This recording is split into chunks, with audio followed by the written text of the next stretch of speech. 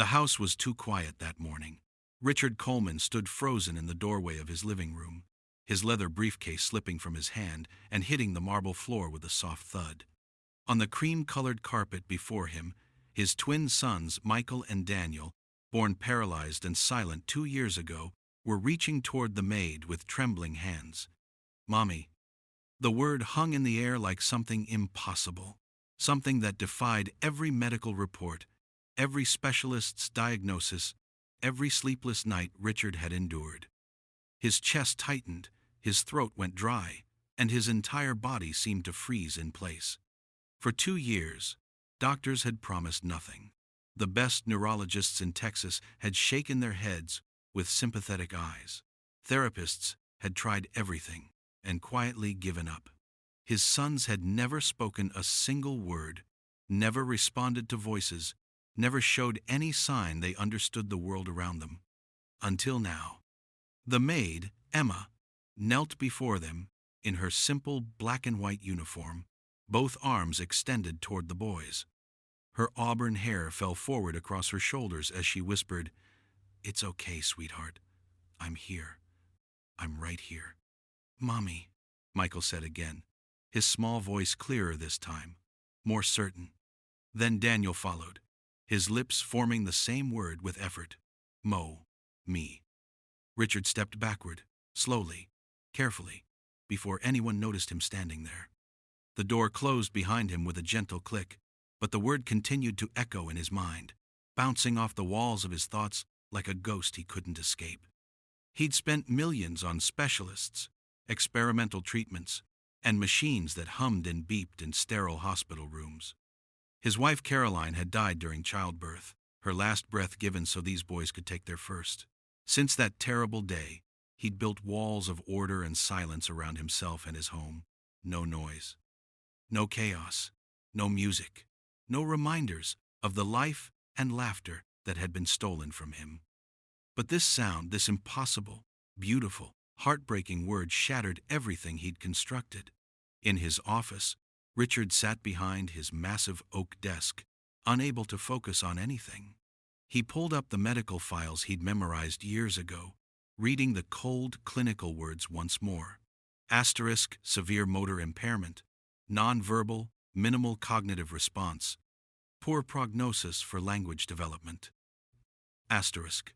These words had been his reality, his prison, for 2 long years. He rubbed his face with both hands and stared out the window at the sprawling Texas estate. The swing set in the garden had never been used. The toys remained packed in boxes in the garage. He'd hired nurses, therapists, and staff to manage everything, keeping himself at a safe distance from the pain. That afternoon, he found Emma in the nursery. She was sitting cross-legged on the floor, reading to the twins from a worn children's book. Her voice was patient and warm, full of expression as she acted out the different characters. The boys watched her with an intensity Richard had never witnessed before. Their eyes followed her movements. Their heads turned when she changed her voice. Their fingers twitched as if trying to reach for the colorful pictures. "Where did you learn to work with children like this?" he asked from the doorway, his voice startling her. Emma looked up, her green eyes widening slightly. "I worked in a children's hospital for 5 years before this, sir. Pediatric rehabilitation ward. But mostly, I just talk to them like they're listening. Because they are." Richard stepped into the room, studying her carefully. She was young, maybe 30, with a gentle face and steady, capable hands. The agency had sent her 3 weeks ago, after the last maid quit. He'd barely noticed her until yesterday, just another face moving quietly through his home. "They called you Mommy," he said quietly, unable to keep the tremor from his voice. Emma's cheeks flushed pink. "I'm sorry, sir. I didn't teach them that word. I never would have." "How did you do it?" he interrupted. "How did you make them speak?" She set down the book carefully and stood, brushing off her uniform. "I didn't do anything special, Mr. Coleman. I read to them every single day. I hold their hands when they get scared. I sing to them during thunderstorms. I talk to them like they understand every word." She paused, meeting his eyes. Maybe they just needed someone who didn't give up on them. The words hit him like a physical blow. Richard had given up months ago, buried himself in work, let the nurses handle feeding and bathing and everything else. He'd loved his sons, but from a safe distance, afraid that getting closer would only multiply his pain. "They respond to you," he said, his voice barely above a whisper. "Not to me. Not to the nurses who've been here since birth. Only you." Emma walked closer to him, her expression compassionate but honest. "They'll respond to you too, sir. But first, you have to let them see that you're not afraid." "Afraid of what?" "Of loving them," she said simply. "Of letting them break your heart again." That night, Richard couldn't sleep. He wandered the halls of his mansion like a ghost, eventually finding himself outside the nursery door. Inside, he could see Emma's notebook on the shelf, a small brown leather journal she carried everywhere. Curiosity overtook him, and he stepped inside quietly. Opening the notebook, he found daily observations written in neat handwriting. "Michael tried to smile today when I sang the lullaby. Daniel tracked my voice across the room for the first time. They're listening. They're here. They're waiting for someone to see them." Beneath the notebook, pushed far back on the shelf, he found something else. Caroline's old journal, hidden behind baby books and blankets.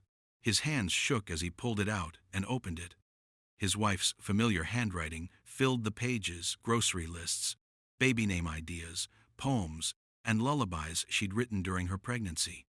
One entry, dated a week before the twins were born, stopped him cold. "If something happens to me, and I'm not there to sing to them, I hope someone kind finds them. Someone who will see them for who they are, not what they can't do. Love reaches further than words ever could. Love never gives up." Tears streamed down Richard's face as he read her words. Caroline had known. Somehow, she'd known. The next morning, Richard returned to the nursery. Through the half-open door, he heard Emma singing softly to the twins. He recognized the melody immediately. It was from Caroline's journal, a lullaby his wife had composed herself. "Where did you hear that song?" His voice came out as barely a whisper. Emma turned, not startled this time, and held up Caroline's journal. "I found it on the shelf, sir. I hope it was okay that I read it. I thought they should hear their mother's voice, even if it comes through someone else's lips." Richard walked into the room slowly and sat down in the rocking chair beside the cribs. For 2 years, he'd kept Caroline's memory locked away in a box he was too afraid to open. But Emma had opened that door without hesitation, without fear. "They respond to you," he repeated, watching his sons gaze at Emma with such trust and affection. "Why?" Emma knelt beside the twins, gently touching each of their hands. "Because I show up, Mr. Coleman. Every single day, I show up and I see them. Not their disabilities, not their limitations. I see them. Michael and Daniel, 2 little boys who deserve to be loved." "I love them," Richard said, his voice breaking. "I know you do, sir. But they need to feel it. They need you to come close enough that they can reach you." The breakthrough came 3 days later during a violent thunderstorm. Rain lashed against the windows and thunder shook the foundation of the house. The twins were restless and frightened, their small bodies tense with fear. Richard found Emma in the nursery, sitting on the floor between their cribs, humming Caroline's lullaby in the darkness. The only light came from a small lamp in the corner, casting gentle shadows across the room. "Stay with us," Emma said softly, when she saw him in the doorway. Richard didn't hesitate this time. He pulled up a chair and sat close to his sons. Thunder crashed outside, rattling the windows. Michael whimpered, his eyes squeezed shut, and without thinking, Richard reached down and touched his son's hand. "Daddy's here," he whispered, his voice thick with emotion. "I'm right here, buddy. You're safe." Michael's eyes opened slowly. In the dim light, the boy's gaze found his father's face. His lips moved, struggling, fighting to form a sound that had never come before. "Da." It was barely audible, just a breath of sound, but it was real and it was intentional. Richard's vision blurred with tears. Emma smiled through her own tears, whispering encouragement. "That's it, Michael.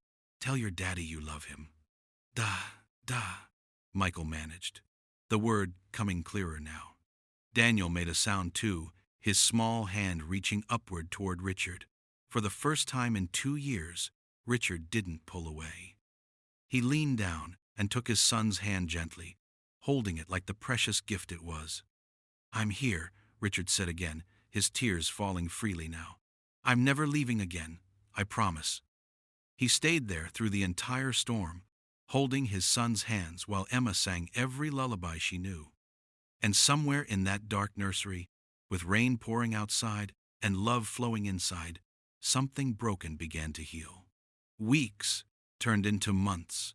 The house transformed completely. Music filled the hallways for the first time since Caroline's death. Toys stayed scattered on the living room floor. The twins began intensive physical therapy, with renewed energy, their small voices growing stronger with each passing day. One warm afternoon in early spring, Richard came home from work early. He heard laughter coming from the garden, real, genuine laughter that made his heart soar. He followed the sound and found Emma pushing the boys on the swings, their faces bright with pure joy. "They're really laughing," Richard said, walking across the grass toward them. Emma smiled, her face glowing with happiness. "They've been ready to laugh for a long time, Mr. Coleman. They just needed permission to be happy." Richard watched his sons, their faces radiant in the golden sunlight. Michael was getting stronger every day, his legs beginning to support small amounts of weight with the help of braces. Daniel's speech was improving rapidly, new words emerging weekly. "I need to tell you something," Richard said quietly. "I got a call about you, a therapy center in Dallas. They heard about your work here through one of our nurses. They want to hire you as their head of pediatric development. It's a significant position with an excellent salary." Emma's smile faded slowly. She stopped pushing the swing. "I didn't apply for any jobs, sir." "I know, but they found you anyway." He paused, watching her carefully. "It's an incredible opportunity. You'd help hundreds of children. You'd have a real career, recognition, everything you deserve." Emma looked at the twins, who were watching her with confusion, sensing something was wrong. "What do you want me to do?" she asked softly. Richard took a deep breath. "I want you to stay," he said, his voice breaking with emotion. "Not as a maid, not as an employee. I want you to stay as part of this family. As the person who gave my sons their voices back. As the woman who taught me how to love them again." Tears filled Emma's eyes. "Mr. Coleman." "Richard," he corrected gently. "Please, just Richard." "Richard," she said, testing the name. "Are you absolutely sure?" "I've never been more sure of anything in my life." Michael reached out his arms toward both of them. "Stay," he said clearly. "Emma, stay." Daniel nodded vigorously. "Stay, stay." Emma laughed through her tears and knelt down, embracing both boys. "Okay, my sweethearts, I'll stay." That evening, Richard signed new documents. Emma would remain as the twins' full-time caregiver, therapist, and guardian. She moved into the family wing of the house, her room next to the nursery. The walls Richard had built around his heart crumbled piece by piece. 6 months later, on a perfect autumn afternoon, Richard sat in the garden, watching Emma help Michael take his first independent steps with leg braces. Daniel stood nearby, clapping and cheering with pure joy. "Dada, look!"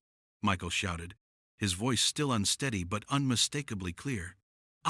Walking." Richard's heart swelled with pride and love.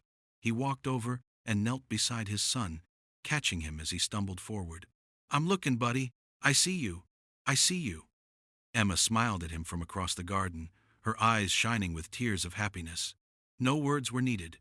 They both understood what had happened here, not a miracle of medicine, but something far more powerful. Love had found a way through the silence. As the sun set over the Texas fields, painting the sky in shades of gold and crimson, Richard finally understood what Caroline had written in her journal 2 years ago. Love doesn't need perfect circumstances or ideal conditions. Love doesn't give up when things seem impossible.